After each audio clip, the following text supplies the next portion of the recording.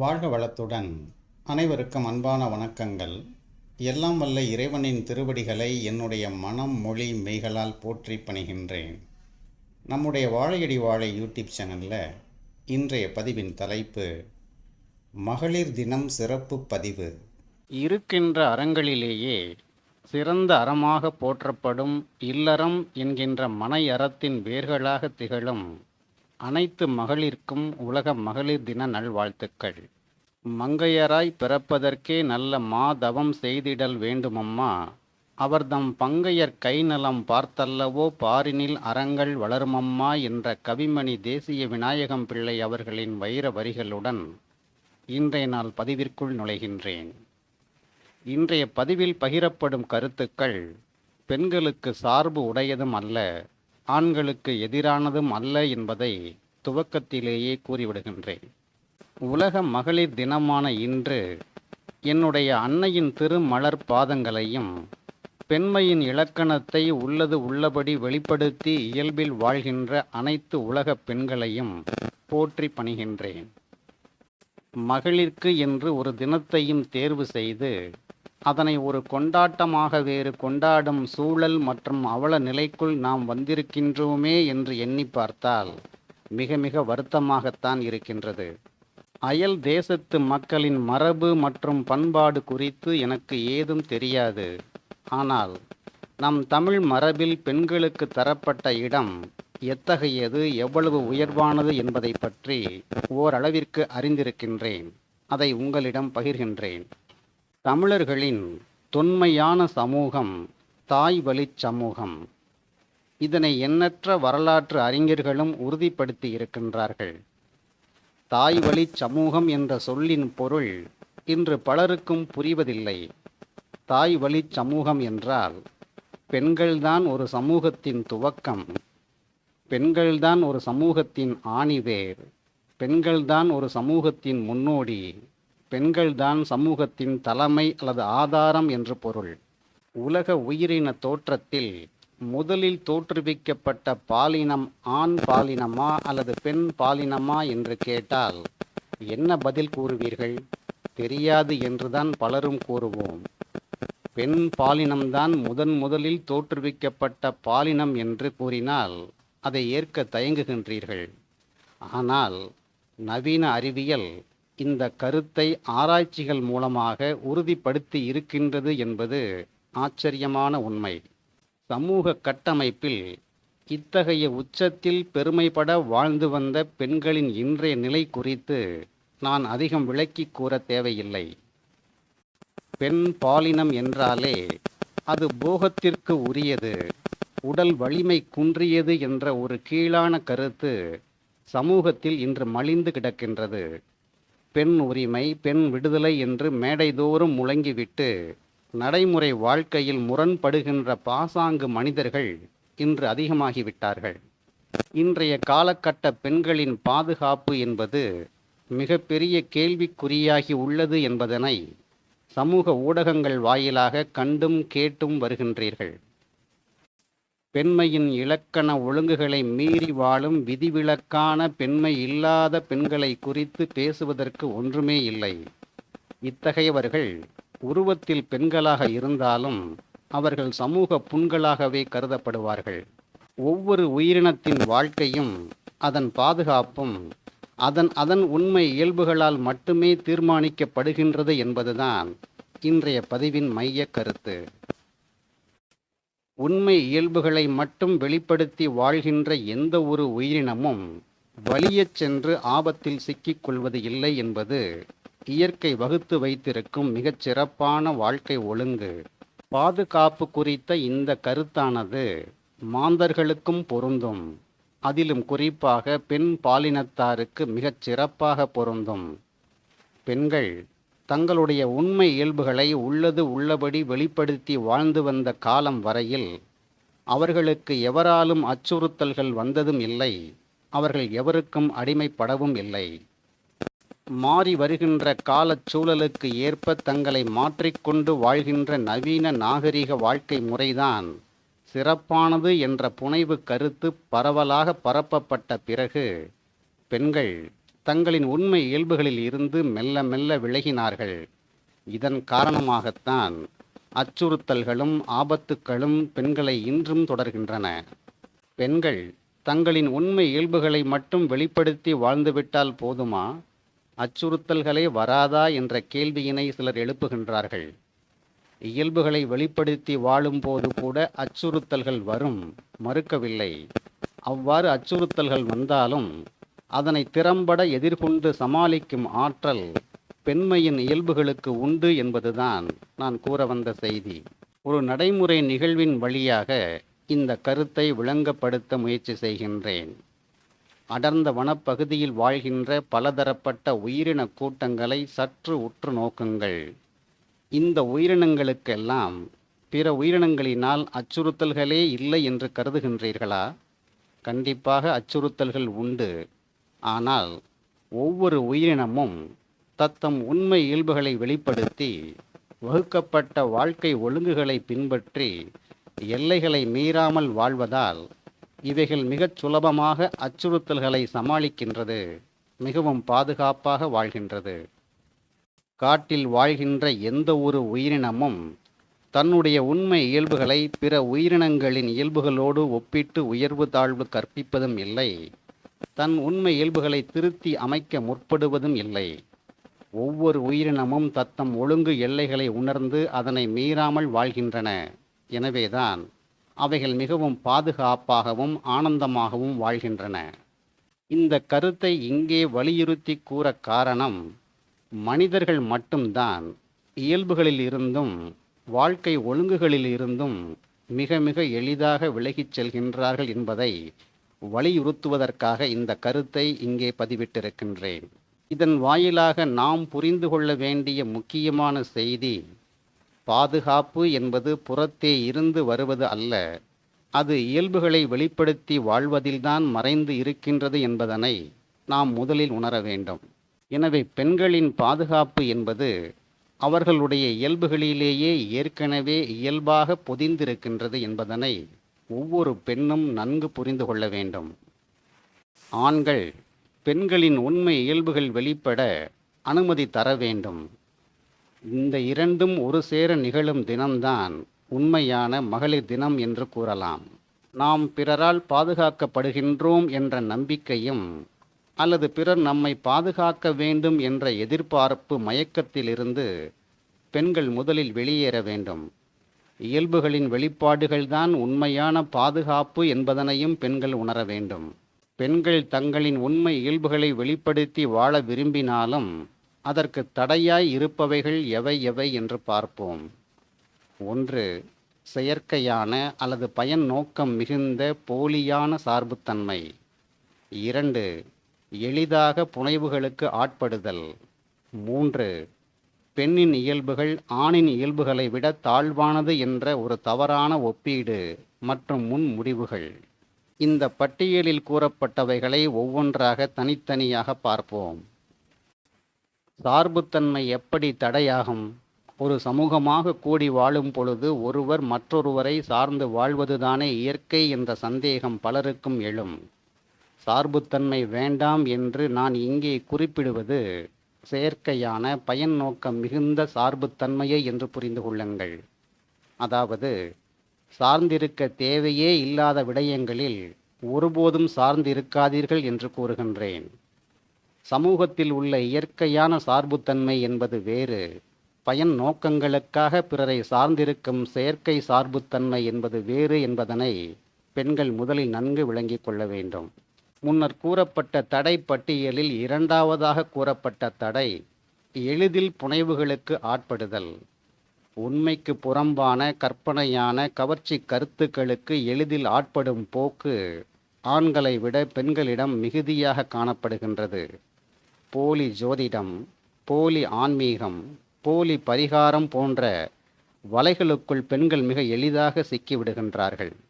பயன் நோக்கங்களை முன்வைத்து கயவர்களால் பரப்பப்படும் புனைவு கருத்துக்களுக்கு ஆட்படாமல் அதன் உண்மைத்தன்மையை ஆராய்ந்து பாருங்கள். இவ்வாறு ஆராயாமல் புனைவுகளை அப்படியே ஏற்பதுதான் புனைவுகளுக்கு ஆட்படுதலாகும். ஆராய்ந்து பார்க்காமல் புனைவுகளுக்கு ஆட்பட்டு விட்டால் இயல்புகளை உங்களால் வெளிப்படுத்த இயலாது. உங்களை குறித்த புகழுரை ஆயினும் சரி, இகழுரை ஆயினும் சரி, அதன் பின்னணியில் உள்ள பயன் நோக்கங்களை உற்று கவனிக்க துவங்கி விட்டீர்கள் என்றாலே நீங்கள் ஒருபோதும் புனைவுகளுக்கு ஆட்பட மாட்டீர்கள் என்று கூறிவிடலாம்.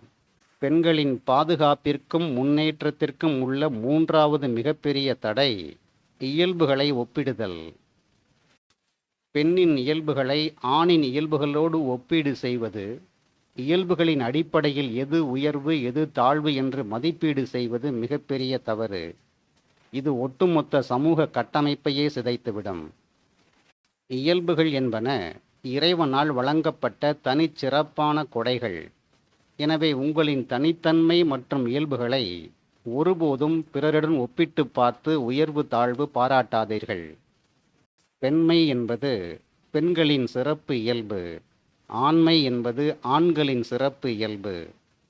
பெண்மை இஸ் ஈக்குவல் டு ஆண்மை என்று ஒரு தவறான சமன்பாட்டை உருவாக்கி கொண்டு ஆணிற்கு பெண் சமம் என்று கூறும் பயன் நோக்கமிக்க நபர்கள் இன்று அதிகரித்து விட்டார்கள்.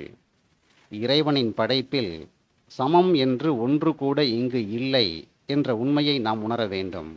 ஒரே மரத்தில், ஒரே கிளையில், ஏன் ஒரே காம்பில் விளைகின்ற கனிகள் கூட சமம் இல்லை. ஒட்டி பிறந்த இரட்டையர்கள் கூட சமம் இல்லை. இங்கு நம்முடைய காட்சிக்கு புலப்படும் அனைத்தும் தனித்துவமானவைகள் என்பதனை நாம் புரிந்து கொள்ளாத காரணத்தினால்தான் ஒப்பீட்டு வாழ்க்கையை வாழ்கின்றோம். அணு முதலாக அண்டம் வரையில் அனைத்துமே இருமைகளால் தான் இயங்குகின்றது என்ற இயற்கை ஒழுங்கினை புரிந்து கொள்ளுங்கள். பெண்மை ஆண்மை என்பன கருத்துக்கள் அல்லது பண்புகள். ஒவ்வொரு உயிரினத்தின் உள்ளேயும் இந்த இரண்டு பண்புகளும் சேர்ந்துதான் இருக்கின்றது. எது மிகுதியாக இருக்கின்றதோ அதன் அடிப்படையில் பெண் ஆண் என்று உடலால் மட்டுமே வேறுபடுத்தி காட்டப்படுகிறது.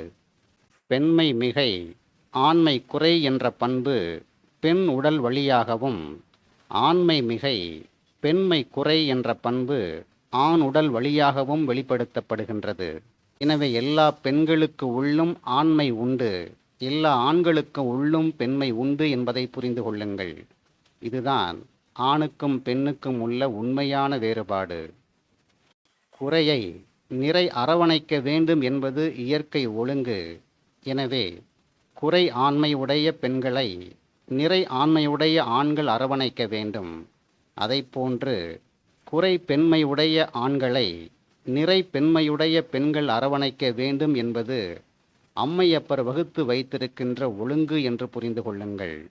இந்த அரவணைப்பு மட்டும் முறையாக நிகழ்ந்துவிட்டால் ஆண் பெண் என்ற இரு பாலரும் நிறைவினை மிக எளிதாக எட்டிவிடுவார்கள்.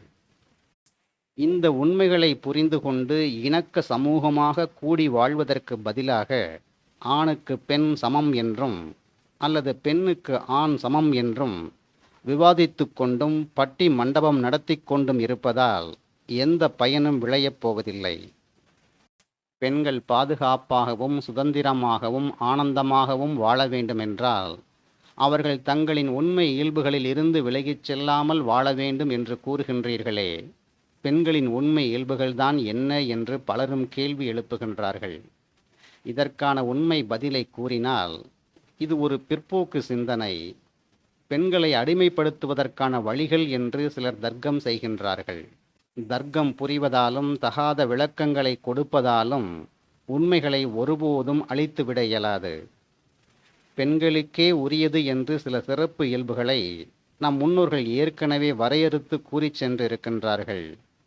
தமிழ் இலக்கண நூல்களிலும் இது குறித்து விரிவாக பேசப்பட்டிருக்கின்றது.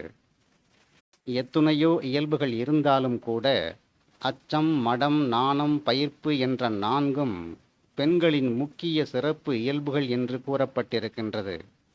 இந்த இயல்புகள் குறித்து சமூக ஊடகங்களில் தவறான விளக்கங்கள் தரப்படுகின்றன. விழிப்புணர்வு பிரச்சாரம் என்ற பெயரில் இயல்புகள் குறித்த தவறான விளக்கங்களை பல சொற்பொழிவாளர்கள் மேடைகளில் பேசி வருவதையும் காண முடிகின்றது. தாகமாய் இருப்பவனுக்கு அருந்த தண்ணீர் தருவது முக்கியம்தான். ஆனால் அவனுக்கு தாகமாய் இருக்கும் சூழல் ஏன் உருவானது, தன் தாகத்தை ஏன் அவனால் தனித்து கொள்ள இயலவில்லை என்று ஆராய்ந்து அதற்குரிய தீர்வினை அவனுக்கு வழங்கிவிட்டால் தண்ணீருக்காக அவன் பிறரை சார்ந்து இருக்க மாட்டான். இதைப்போல இன்று சிக்கல்களை எதிர்கொள்ளும் பெண்களின் பிரச்சனைகளுக்கு மூல காரணம் எது என்று கண்டறிந்து அதனை நீக்க முயற்சிப்பதுதான் தீர்வினை தருமே அன்றி ஆணுக்கு பெண் சமம் என்று பேசி பெண்களுக்கு தற்காலிக நிவாரணத்தை கொடுப்பதால் எந்த பயனும் இல்லை. நிரந்தர தீர்வினை விட தற்காலிக நிவாரணமே சிறப்பானது என்று கருதும் போக்கு மக்களிடம் இன்று அதிகரித்து விட்டபடியால் தீர்வினை கூறுபவர்கள் தீவிரவாதிகளாகவும் பிற்போக்குவாதிகளாகவும் சித்தரிக்கப்படுகின்றார்கள். நிவாரணம் தருபவர்கள் போற்றப்படுகின்றார்கள். புனைவு கருத்துக்களுக்கு ஆட்பட்ட பெண்கள்தான் அச்சம், மடம், நாணம், பயிர்ப்பு போன்ற இயல்புகள் ஆணாதிக்க சூழ்ச்சி என்று பேசுபவர்களை வரவேற்கின்றார்கள், ஆதரிக்கின்றார்கள். அச்சம், மடம், நாணம், பயிர்ப்பு போன்ற இயல்புகள்தான் பெண்களுக்கான பாதுகாப்பு உபகரணங்கள் என்பதனை பெண்கள் முதலில் உணர வேண்டும். ஆணுக்கு பெண் சமம் என்று பேசி உணர்ச்சி தீயினை தூண்டி அதில் குளிர் காய்கின்ற போலிகளிடம் சற்று எச்சரிக்கையாக இருங்கள் என்று கூறுகிறேன். இறைவனால் படைக்கப்பட்ட ஓரறிவு ஜீவனான புல் முதலாக 6 அறிவு ஜீவனான மனிதர்கள் வரை சிறப்பான தனித்துவமான இயல்புகள் ஏற்கனவே வழங்கப்பட்டு விட்டன. வழங்கப்பட்ட இயல்புகளை புரிந்து கொண்டு அதனை முழுமையாக ஏற்று வாழ்வதுதான் சிறப்பான வாழ்க்கை. எனவே ஆணுக்கு பெண் சமம் என்ற கருத்தை முன்வைத்து எவர் பேசினாலும் அதனை உடனடியாக நிராகரியுங்கள். சமம் என்பது வேறு, சமமாய் நடத்துதல் என்பது வேறு என்ற வேறுபாட்டை முதலில் விளங்கிக் கொள்ளுங்கள். இரு பாலினத்தாரும் மாற்று பாலினத்தாரின் இயல்புகளை மதிக்க வேண்டும், போற்ற வேண்டும் என்ற கருத்தில் உறுதியாக இருங்கள். நீர் பாய்ந்தோடும் வழித்தடத்தில் உள்ள தடைகளை அப்புறப்படுத்திவிட்டால் நீரோட்டம் அதன் போக்கில் இயல்பாகச் செல்லும். இதைப்போல இயல்புகளை வெளிப்படுத்தி வாழ துடிக்கும் பெண்களின் வாழ்க்கை போக்கில் உள்ள தடைகளை அப்புறப்படுத்துவதுதான் நம் அனைவரின் பணி என்று ஆண்கள் உணர்ந்துவிட்டால் சமூகத்தில் பெண்களின் நிலை தன் முயற்சியின்றி எளிதாக நிறைவேறிவிடும்.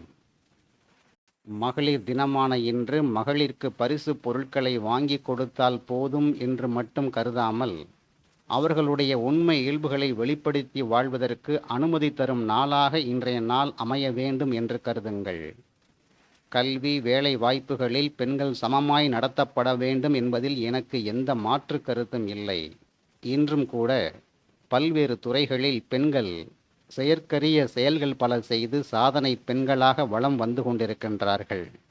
இந்த சமூக மாற்றம் காலத்தின் கட்டாயம் மற்றும் முக்கிய தேவை.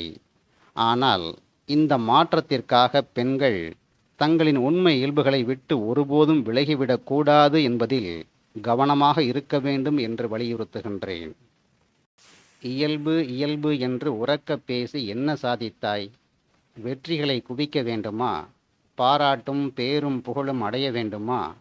இயல்புகளை தூக்கி தூர எறிந்துவிட்டு அல்லது சிதைத்துவிட்டு சாதனை செய்வதற்கு சீறிவா என்று அழைப்பு விடுக்கும் பாசாங்கு மனிதர்களின் கூற்றை உண்மை என்று நம்பி அவர்களின் பின்னால் பெண்கள் பயணித்தால் அவர்கள் கூறுவது போல சில பல வெற்றிகள் உங்களுக்கு கிடைக்கும். ஆனால் அதனை கொண்டாடி ஆனந்தமாக வாழ்வதற்கு வாழ்க்கை என்பது இருக்காது. இயல்புகளை வெளிப்படுத்தி வாழும் சூழல் இரு பாலினத்தாருக்கும் இல்லாத காரணத்தினால் இணக்கமாக கூடி வாழ முடியாமல் விவாகரத்து பெற்று வாழும் பெண்கள் மற்றும் ஆண்களின் எண்ணிக்கை இன்று நாளுக்கு நாள் அதிகரித்து கொண்டே செல்கின்றது. இந்த அவல நிலைக்கு இரு பாலினத்தாரும் பொறுப்பு ஏற்க வேண்டும், தீர்வினை நோக்கி நகர வேண்டும் என்று விரும்புகிறேன். பெண்களின் உண்மை இயல்புகளை அனுமதிக்காத, மதிக்காத, போற்றாத ஆண்களும் ஆணுக்கு பெண் சமம் என்று புனைவு கருத்துக்கு ஆட்பட்டு வாழும் புரட்சி பெண்களும் சமூகத்தில் அதிகரித்த காரணத்தினால்தான் இணக்கமாக கூடி வாழ்வதில் சிக்கல்கள் உண்டாகி இருக்கின்றன. இயல்புகளின் சிறப்பு எத்தகையது என்று உணராத சில பெண்கள் தங்களின் தோற்ற அடையாளங்களை ஆண்களைப் போன்று மாற்ற துவங்கினார்கள். இப்படிப்பட்டவர்களின் நடை, உடை, பாவனைகள் மாற்றங்களுக்கு உள்ளான காரணத்தினால் பெண்களிடம் இருந்த பெண்மை என்ற சிறப்பு இயல்பு மறைந்து ஆண்மை இயல்புகள் மேம்பட துவங்கின. இந்த மாற்றமானது பெண்களுக்கு பொருளாதார ரீதியான ஒரு சுதந்திரத்தை தந்தது, சில வெற்றிகளையும் ஈட்டித் தந்தது. உடனே இவ்வாறு இருப்பதுதான் சரி என்று பெண்கள் தவறாக கருதத் துவங்கினார்கள்.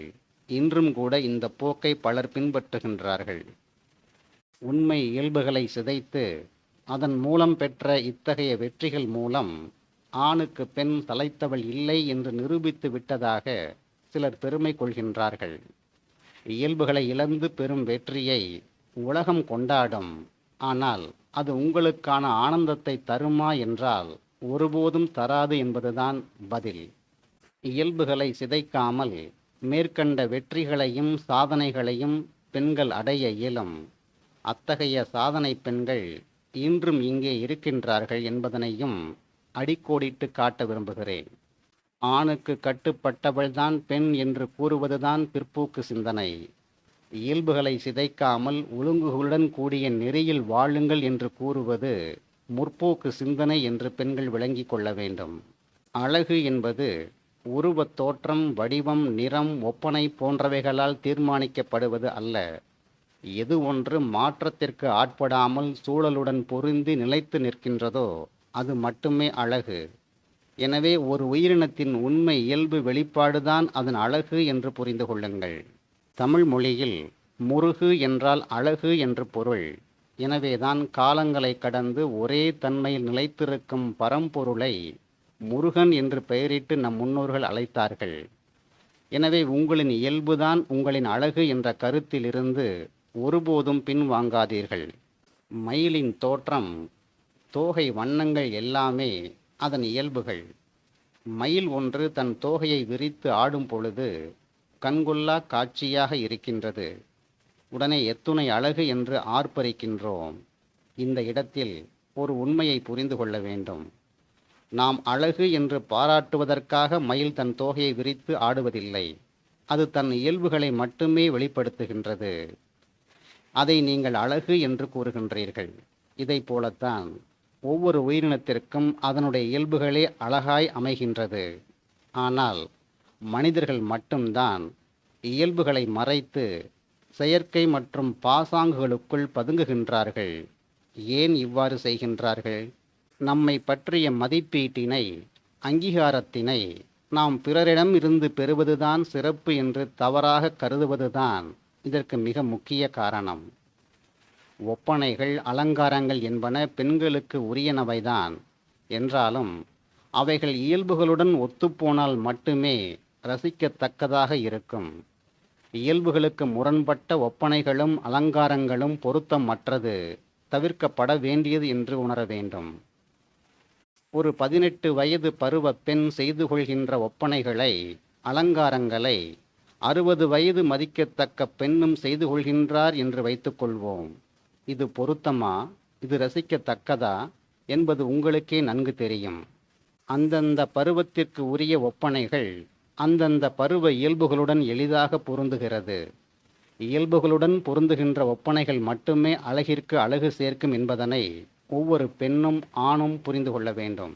இலக்கை அடைவதற்காக எதை வேண்டுமானாலும் இழக்கலாம்.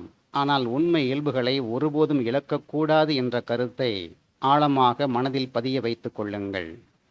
ஆண்கள் பெண்களின் உண்மை இயல்புகளை வெளிப்பட அனுமதிக்க வேண்டும், போற்றி பாதுகாக்க வேண்டும் என்பது எவ்வளவு முக்கியமானதோ அதனினும் முக்கியமானது பெண்களும் பெண்களின் இயல்புகளை மதித்து போற்றினால் தாய் வழி சமூகம் என்ற அந்தஸ்தை மீண்டும் பெண்கள் பெறுவார்கள், ஆனந்தமாக வாழ்வார்கள்.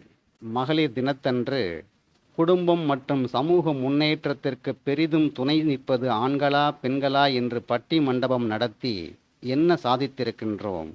உரிமைகளை இழந்திருக்கின்றோம், ஆரோக்கியத்தை இழந்திருக்கின்றோம், வேறொன்றும் இல்லை. பெண்மையை அரவணைக்கும் ஆண்மையும் ஆண்மையை அரவணைக்கும் பெண்மையும் உடைய சமுதாயத்தில் ஏற்ற தாழ்வு என்ற பேச்சுக்கே இடமில்லை. இந்த உண்மைகளை இரு பாலினத்தாரும் உணர்ந்து இயல்புகளை மதித்து வாழும் கூட்டம் பெருக வேண்டும் என்று அம்மையப்பரை வேண்டி பிரார்த்திக்கின்றேன். பெண்மை என்ற இயல்புகளில் இருந்து சிறிதும் விலகாமல் செயற்கரிய செயல்களை செய்து வரும் சாதனை பெண்களுக்கு உலக மகளிர் தின நல்வாழ்த்துக்கள் என்று கூறி இந்த நீண்ட பதிவை நிறைவு செய்ய விரும்புகிறேன். வன்மத்தை நீக்கி பெண்மையை போற்றுவோம். பெருமை மிகு சமுதாயத்தை உருவாக்குவோம். நன்றி, வணக்கம், வாழ்க வளத்துடன். அவன் அருளாலே அவன் தாழ் வணங்கும் மகிழ்ச்சியுடன் உங்கள் ராதாகிருஷ்ணன்.